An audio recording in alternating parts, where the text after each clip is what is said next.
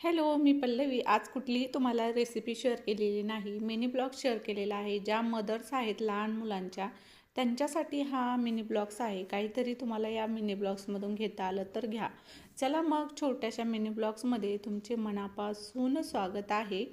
तर आजचा mini blogs आहे की ज्या लहान बाळाच्या आई आहेत, त्यांनी लहान बाळांना घेऊन कसं काम करायचं, काय करायचं, हे अगदी थोडक्यात सांगितलेलं आहे. आणि मी काय असं सांगितलेलं म्हणजे तुम्हाला काही सजेशन वगैरे दिले नाही. मी माझा असाच रोजचा मिनी ब्लॉग शेअर केलेला आहे, डेली रुटीनमधला थोडासा. तर नक्की शेवटपर्यंत बघा. आवडल्यास लाईक करा, चॅनलला सबस्क्राईब करा आणि असेच नवीन नवीन व्हिडिओज पाहिजे असतील तर बेलवरती प्रेस करा. तर आता लहान बाळामध्येच रडलं की काहीतरी काम बिघडतात. तर ती मध्येच रडत होती. मग अशी भाकरीची अशी अवस्था झाली बघा.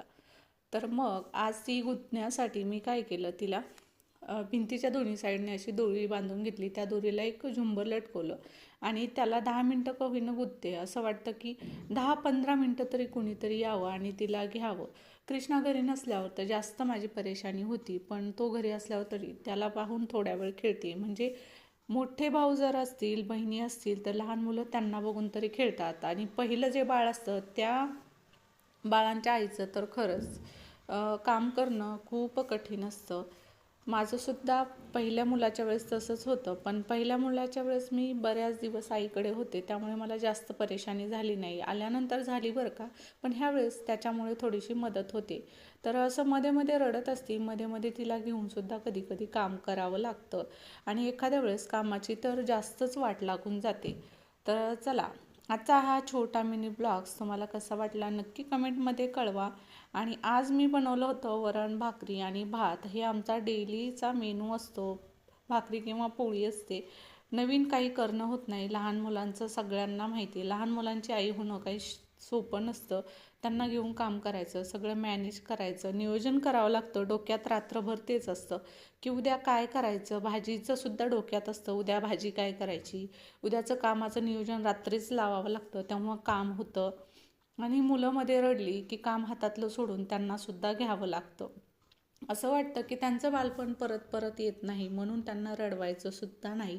पहिल्या मुलाच्या वेळेस ज्या मी चुका केल्यात, तर ह्या चुका मला आत्ता नको वाटतात. कारण मुलं चिडचिड होतात आणि माझा मोठा मुलगा थोडा चिडचिड झालेला आहे. त्यामुळे मला यावेळेस तरी चूक करायची नाही. आणि तुम्हीसुद्धा आई असाल एखाद्या लहान बाळाची, तर खरंच काम आपलं जेवण करून घ्यायचं आणि बाकीचं काम मुलांना रडत रडत करायचं नाही. मुलं जेव्हा झोपतील त्यावेळेसच करायचं. मी सुद्धा तसंच करते.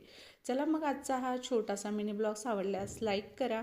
आणि मग आम्ही शेवटी तिला घेऊन घेऊन कसं तरी काम करत असते. आणि मग शेवटी आम्ही मस्त जेवण घेतलं दोघांनी आणि जेवत बसलो. तिला असं जवळच घ्यावं लागतं जेवता वेळेस, तेव्हा ती कुठेतरी जेवू देते.